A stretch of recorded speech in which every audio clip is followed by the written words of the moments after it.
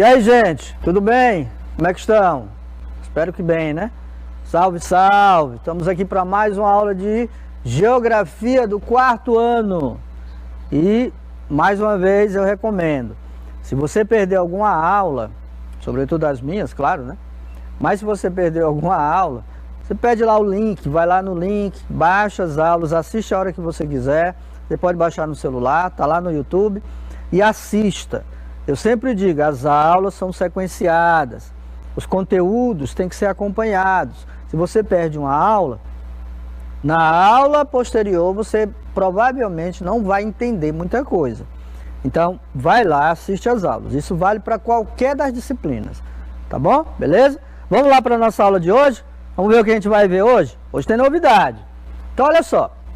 Primeira coisa, tema da nossa aula de hoje. Formação histórico-territorial do Piauí. E aí, gente, olha, deixa eu dizer uma coisa para vocês. Muitas vezes, esses conteúdos podem se confundir. Eu aposto que vocês já pensaram isso. Podem se confundir com história. É porque, na verdade, história e geografia, elas são, digamos assim, elas basicamente caminham juntas. Eu digo sempre que elas são irmãs, ok? Então, muitos conteúdos da área de história, eles são muito parecidos com a área de geografia. O que diferencia é a forma como nós o abordamos, a forma como nós trabalhamos com vocês, tá bom? Então, é isso que você vai entender.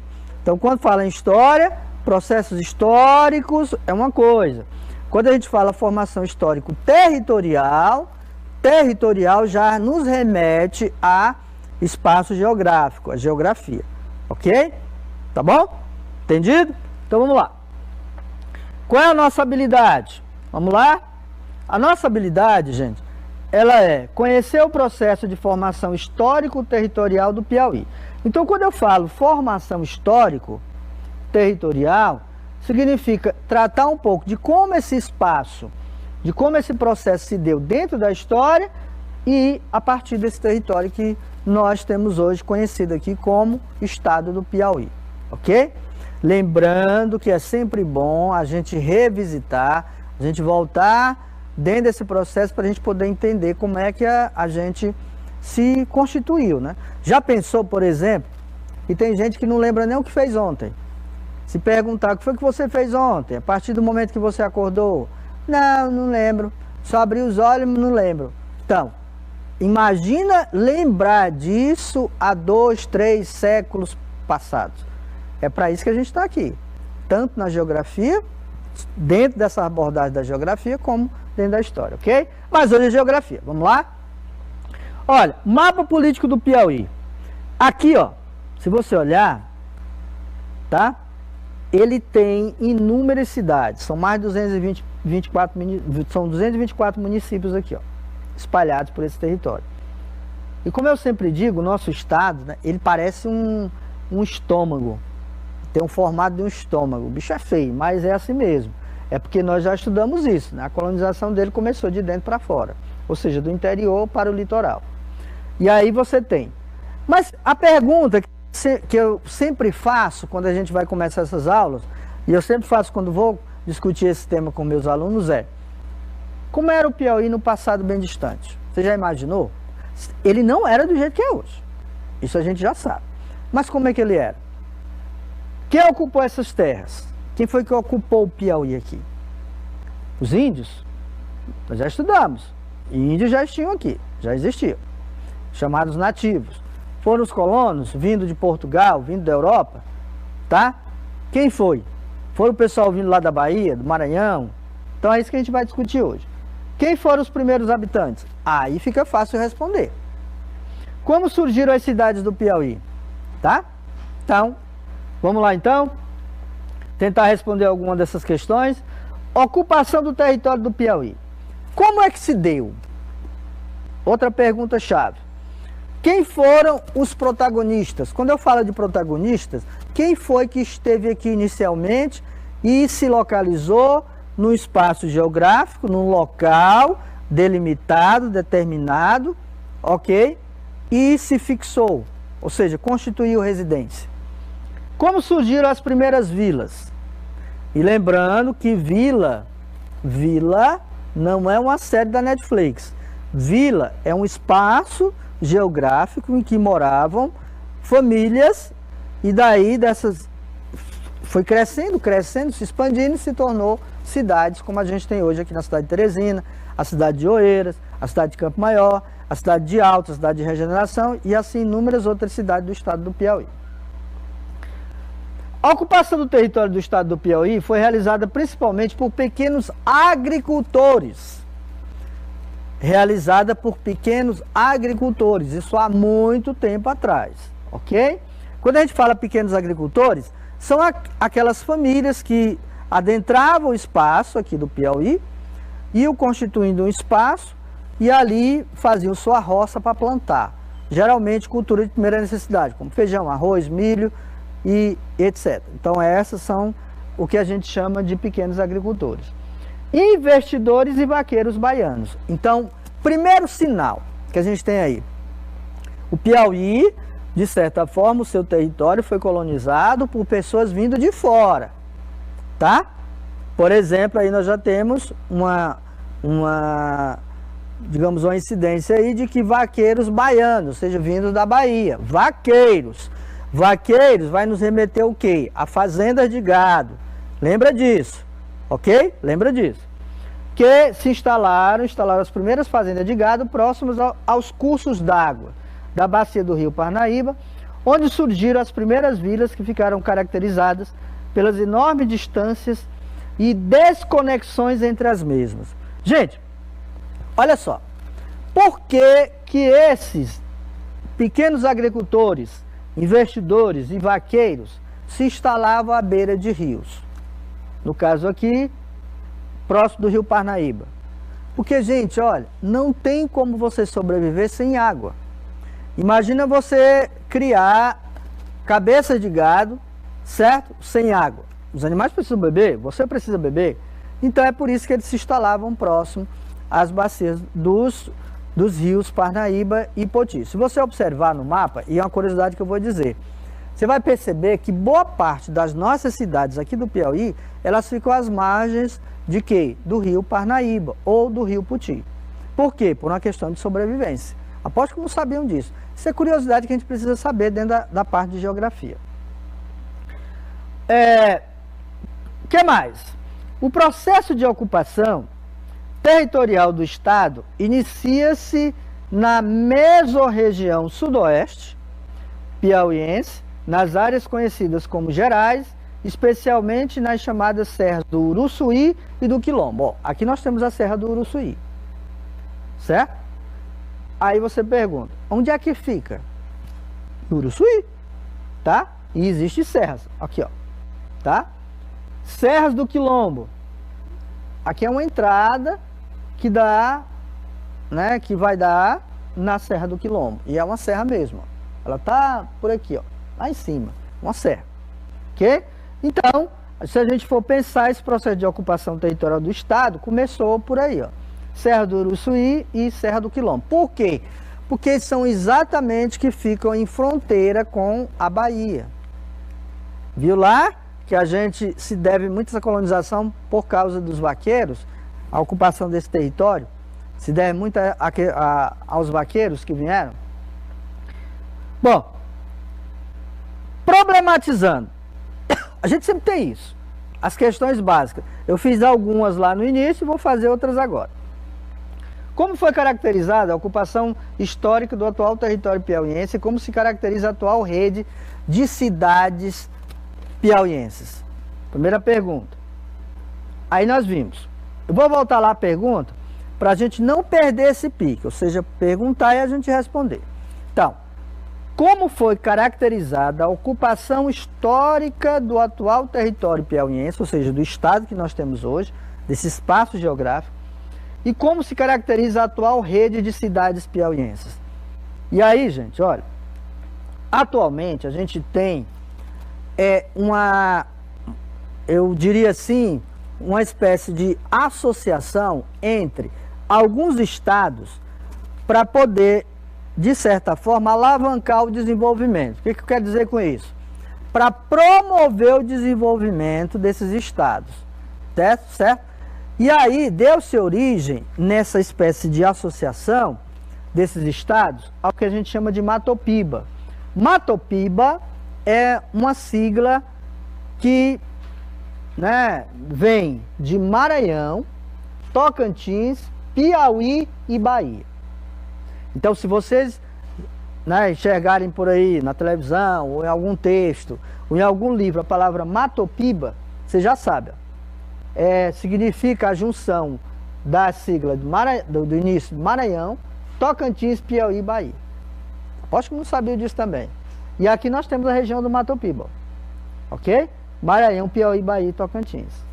Então, essa região, considerada a grande fronteira agrícola nacional da atualidade, chamada Matopiba, compreende o bioma cerrado dos estados do Maranhão, Tocantins, Piauí e Bahia, e responde por grande parte da produção brasileira de grãos e fibras.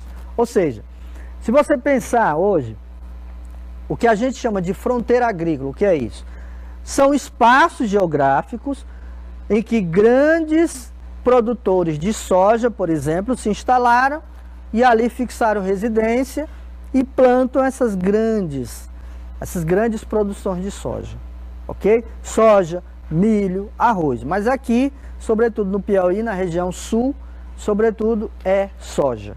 Então você tem lá essas grandes vastidões, sobretudo nessa região do Cerrado. Cerrado é um bioma. Bioma é um espaço que você tem vida.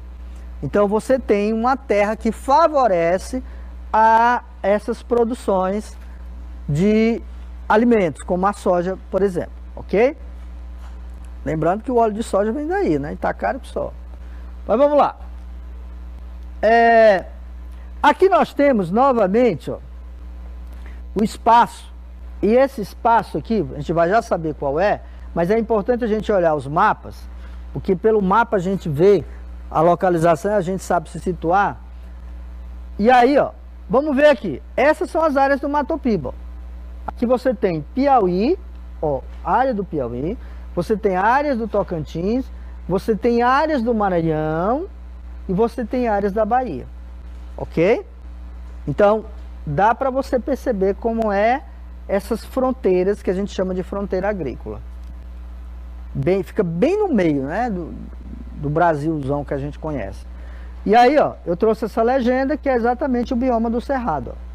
Isso aqui é o Cerrado brasileiro que a gente tem, que é constituído nesse Cerrado e é lá onde se produz essas grandes plantações, sobretudo de soja. Soja, milho, arroz, produtos de primeira necessidade que boa parte deles são comercializados ou enviados para fora, vendidos para fora do nosso país. Bom, a pecuária, gente, nós falamos de agricultura, vamos falar de pecuária. A pecuária foi uma das atividades complementares à produção do açúcar. A atividade começou a se destacar no estado do Piauí já no início da ocupação, com a instalação das primeiras fazendas de gado, no sudoeste e sul do estado, próximo à divisa com a Bahia. Olha aqui, ó, olha para cá para o mapa agora. Você tem aqui o estado do Piauí e aqui você tem, ó, a divisa com a Bahia, ó, tá? Então, essas atividades como a pecuária, que substituiu a produção de açúcar, né? A produção de açúcar, ela se deu sobretudo aqui, ó, já no início, né, da formação do estado, devido às fazendas de gado, mas veio também aqui do estado da Bahia, ok? Quer dizer, esses produtores, esses grandes fazendeiros, criadores de gado, como a gente já estudou lá, vieram da Bahia, se instalando aí. E vieram como? Sudoeste do Piauí, ó, se instalaram no sudoeste do Piauí. Vou voltar um pouquinho aqui para a gente ver o mapa e vocês perceberam. Esse aqui é o sudoeste, ó, tá bom? Porque fica entre o sul e o oeste. Beleza? Nós já estudamos isso, certo? Bom, quando a gente fala desse espaço, a gente não pode deixar de falar de ocupação. Ocupação quando você chega, se instala e ocupa aquele local, certo? Ocupa aquele espaço ali geográfico. Aqui, ó, nós temos, e eu trouxe para mostrar para vocês, a bacia do Rio Parnaíba, né? Aqui você vê o Rio Parnaíba, e esses aqui, ó, são chamados afluentes, gente. São outros rios que desembocam no rio Parnaíba e que esses outros rios, eles basicamente nascem em locais, o local onde eles nascem são muito distantes. E geralmente são o que a gente chama de afluentes do rio Parnaíba, que é o rio maior. As primeiras ocupações na segunda metade do século XVII, certo? Lá depois de 1600, concentraram-se em torno de alguns afluentes da bacia do rio Parnaíba. Isso aqui que a gente chama de bacia do rio Parnaíba, não tem nada a ver com a bacia não. Bacia do rio Parnaíba são isso aqui, ó. É o rio Parnaíba com seus afluentes, com seus diversos rios que desembocam nele, ok? Como Rio Piauí, no Rio Canidé, Paraim e no Gurgueia, tá? Então nós temos o Rio Gurgueia, nós temos o Rio Piauí, nós temos vários outros rios que desaguam, que despejam suas águas no Rio Parnaíba, são chamados afluentes. Ou seja, a ocupação baseou principalmente na procura por áreas de fundo de vales úmidos, onde praticavam suas principais atividades: a pecuária, a caça e o extrativismo. Vamos lá. Pecuária, criação de boi, de gado. Caça. Lembrando que naquele tempo só o que existia era mato, florestas. Então você tinha muitos animais para serem caçados e para servir de alimento. E extrativismo, ou seja, tirar, por exemplo, aqueles produtos, como por exemplo a borracha, o ouro, então, a prata, são processos extrativistas, que eram exatamente usados para comercialização, ok? Então, se a gente for pensar, a gente devia pensar o seguinte: o processo de ocupação do estado do Piauí se deu também de forma, se a gente for falar de forma geográfica, também pela capacidade econômica das pessoas que vinham de lá para poder comercializar seus produtos. Que vinham de onde? Da Bahia, sobretudo da Bahia, né? Mas vinham também do Maranhão. Bom, e aqui, ó, nós temos o mapa do Piauí, aqui nós temos a porção central e aqui nós temos a porção do sul, tá? Então você tem aqui, por exemplo, bem aqui tem Eliseu Martins, e aqui você tem Bom Jesus, que fica bem quase no extremo. O extremo que eu digo é a divisa com outros estados. Para cá você tem Maranhão, para cá você tem Pernambuco, para cá você tem Tocantins, para cá você tem Bahia, tá? Então aqui você tem, é o que a gente chama a chamada fronteira agrícola. A ocupação das primeiras áreas do estado do Piauí, na segunda metade do século XVII, por volta de, depois de 1700, concentrou-se na porção sul, ó, sul e central do estado em decorrência da proximidade dos estados da Bahia e Pernambuco, ó. Foi o que eu falei ainda agora. Ou seja, esse processo de ocupação se deu nessas áreas, nessa porção sul e central, exatamente por causa da proximidade com os estados da Bahia e Pernambuco. Como eu disse, ó, Pernambuco aqui e Bahia aqui, ó. E aqui do lado tem Tocantins, ok? Eu até dou uma dica. Depois da aula aqui, você pode fazer uma pesquisa de mapas e vai lá e pesquisa assim, mapa político do Piauí. Aí você vai ver com mais detalhes onde ficam essas cidades do sul, por exemplo, aqui da região sul, ok? É muito bom, gente, a gente saber disso para a gente poder também se localizar, tá bom? A gente saber onde a gente está. Isso é o que os mapas fazem hoje. A gente tem hoje uma série de parafernália, tem aplicativo que nos mostra, não precisa a gente estar brigando com o mapa, para verificando, mas é muito bom você aprender a se localizar por mapas, para a gente não perder a nossa capacidade de poder se identificar com aquilo que a gente está vendo. Ou seja, os mapas, eles nos ajudam a ver como era e como é agora. Ou seja, como era no passado e como é agora. Bom, os verdadeiros responsáveis pela ocupação piauiense foram pessoas simples. Não tinha dinheiro. Pessoas simples que viviam para morar, para poder sobreviver com suas famílias. Que possuíam um espírito aventureiro e desbravador. Ou seja, entravam na mata com esse espírito de aventura para poder desbravar, encontrar riquezas. Pois essas fazendas ficavam sob a guarda dos vaqueiros. Ó. Tá vendo o vaqueiro aqui? E os grandes donos das terras moravam nos principais centros urbanos baianos da época. Lembra que eu falei que essa ocupação, sobretudo, ela veio através dos vaqueiros vindo da Bahia? Então é isso aqui que eu estou falando, é fazendo uma espécie de retrospectiva. E aqui nós temos, ó, um grupo de vaqueiros, por volta aí de 1920, como é que eles eram, tá? E aqui nós temos um vaqueiro atual. E isso aí, gente, vaqueiro ainda existe, tá bom? E vaqueiro não é só aquele que monta no lombo de um cavalo para poder correr atrás de boi, não. Existe toda uma cultura por trás disso. E essa cultura nós estamos estudando agora, ok? Ou seja, foram os vaqueiros vindo da Bahia que iniciaram esse processo de ocupação do território piauiense. Tem gente que não sabia disso. Aí vem a pergunta, né? Professor, então por que nós não somos baianos? Não, simples.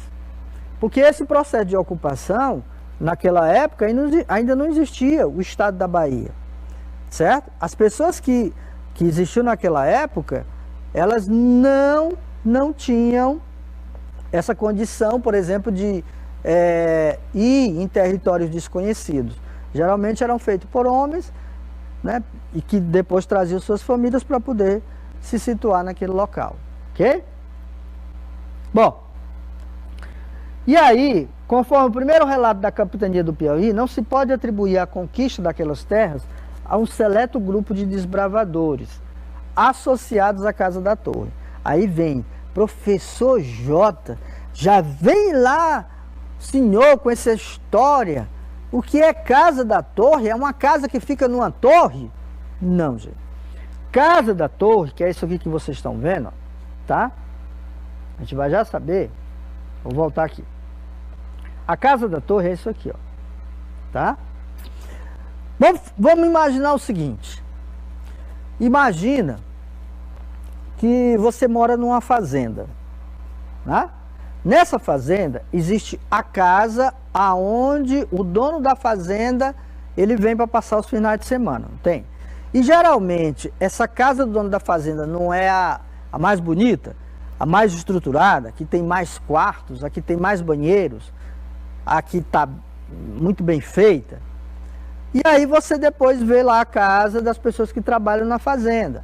É uma casa, né, simples, mas não tem a mesma estrutura, a mesma arquitetura que a casa do dono. Então, isso era a Casa da Torre. Era isso aqui, ó. Essa Casa da Torre, atualmente, é um patrimônio histórico, né, tombado, fica na Bahia, no estado da Bahia, quase na divisa com o Piauí. E era de lá que moravam, onde se localizaram esses grandes produtores e que comandavam todos os outros que estavam desbravando. Então, é como a gente diz, ó, se a gente for pensar nesse relato, é como se ali tivesse localizado o grande proprietário que comandava todas as expedições que iam em busca de riquezas. Então era o patrão, era o que mandava. E eles se instalavam, certo? Nessa chamada Casa da Torre. Por que Casa da Torre? Porque realmente tinha uma torre. Era como um castelo, certo? Porque eles faziam questão de se ostentar, digamos assim. Ou seja, construiu grandes fortificações, até por uma questão de proteção. Isso ainda existe, né? Claro que está deteriorado, mas essa Casa da Torre ainda existe, fica fica na Bahia, na divisa com o estado do Piauí. Certo? Todo mundo entendeu o que é a Casa da Torre? Casa da Torre era uma casa, geralmente parecida com um castelo, em que moravam os donos das grandes propriedades de terra que comandavam toda essa área de ocupação. Bom, e aí a gente pensa o seguinte, a Casa da Torre, aqui ela novamente, de Garcia Dávila, é uma construção histórica localizada na Praia do Forte. Eu não vou dizer o que é a Casa da Torre de Garcia Dávila. Vocês vão pesquisar sobre isso. Mas eu vou dar uma dica. Garcia Dávila é um nome. Mas será que é o nome do dono da Casa da Torre? Primeira dica é essa. Ou será que era um vaqueiro, um trabalhador que trabalhava prestando serviço lá para o dono da Casa da Torre, para a família que era dona da Casa da Torre? Tá? Não vou dizer o que é isso aí, não. Talvez eu diga no final da aula. Localizado na Praia do Forte, no município de Mata de São João, no estado brasileiro da Bahia. Como eu disse, a Casa da Torre fica, né, à beira, ela fica localizada à beira-mar, um pouco, né, não é tão distante do mar, mas no estado da Bahia, quase fronteira com o Piauí. Foi a segunda residência fortificada do Brasil, antecedida apenas pelo antigo Castelo de Duarte Coelho, em Pernambuco. Então aí nós temos dois castelos conhecidos como Casa da Torre. O castelo de Garcia Dávila e o castelo de Duarte Coelho. Será que eram os donos do castelo? Era o senhor do castelo? Aposto que na cabeça de você já deve estar dizendo, o professor Jota já deu a resposta. Mas é isso que eu quero que vocês pesquisem, tá bom? Vou deixar essa atividade extracurricular para vocês fazerem, esta classe. Vai lá na internet e pesquisa lá. O que é Casa da Torre de Garcia Dávila? Gente, isso é muito bom a gente fazer esse tipo de pesquisa, porque nos ajuda a entender como é que se deu isso, ok? Bom, essa aqui, quando a gente fala em Casa da Torre, nos remete, por exemplo, a grandes casarões, como era antigamente. Se a gente for pensar aqui, ó, se a gente for pensar na Casa da Torre, ó, olha como é que era. Grandes fortificações. A gente está falando, gente, de uma arquitetura, né, uma construção que é centenária. Entendeu? Tem mais de 100 anos. Então é muito tempo. Ok? E aqui você tem a Casa da Torre do Garcia Dávila. É um patrimônio hoje. Por que patrimônio? Porque se tornou um local de pesquisa histórica e que tem que ser preservado. Porque nos remete à nossa história. Ok? A história também do nosso estado. Então, né? Então, resumindo. A ocupação do território do estado do Piauí foi realizada principalmente por pequenos agricultores, investidores e vaqueiros baianos que instalaram as primeiras fazendas de gado próximas aos afluentes da bacia do Rio Parnaíba, surgindo as primeiras vilas que ficaram caracterizadas pelas enormes distâncias e desconexões entre as mesmas. Ou seja, formavam-se as vilas, essas vilas ficavam distantes uma das outras, porque formavam aqui, depois a quilômetros formava-se outra. E naquela época, como eu disse, não tinha avião, não tinha carro, não tinha moto, não tinha internet. Era tudo feito ou a pé ou no lombo de cavalo. Ok? Essas primeiras ocupações influenciaram diretamente nas atuais localizações das cidades piauienses que atualmente sofrem desafios em relação à integração da rede urbana e integridade política do Estado. Gente, se a gente for pensar, a cidade de Teresina, ela fica muito distante de Bom Jesus, que fica lá no sul. Agora imagina isso nessa época dessa ocupação. Como é que era? A distância que tinha que se percorrer. Levava meses para um recado, uma carta chegar a alguém lá. Hoje a gente tem internet, não precisa disso, né? Mas naquela época levava meses para um comunicado, uma carta chegar ao seu destino. E por quê? Porque era feita em lombo de burro, lombo de cavalo. O caboclo chegava, montava no cavalo e saía para poder entregar a carta e depois tinha que voltar novamente. Então, adentrando um mato, por aí afora. Bom, e aí vem o nosso desafio de casa, claro, né? Nosso desafio de casa, hoje é do livro de geografia. Você vai fazer o quê? Ler o texto da página 23, não esqueça. E responder a questão 4 do seu livro de geografia. Só uma questãozinha, só uma. Questão 4, só uma. Então hoje eu não peguei no pé, mas eu lembro. Lembra lá da pesquisa de Garcia Dávila para você perguntar sobre a Casa da Torre. Pesquisar no Google sobre a Casa da Torre de Garcia Dávila. Tá bom? Então você tem essa atividade, esse desafio para casa. E o outro desafio, que é fazer a pesquisa sobre Garcia Dávila. Beleza? Tudo bem? Dá para fazer tranquilo. Depois coloca lá no Mob, seu professor vai corrigir. Gente, a gente se encontra na próxima aula, tá bom? Foi bom estar com vocês. E tchau, tchau.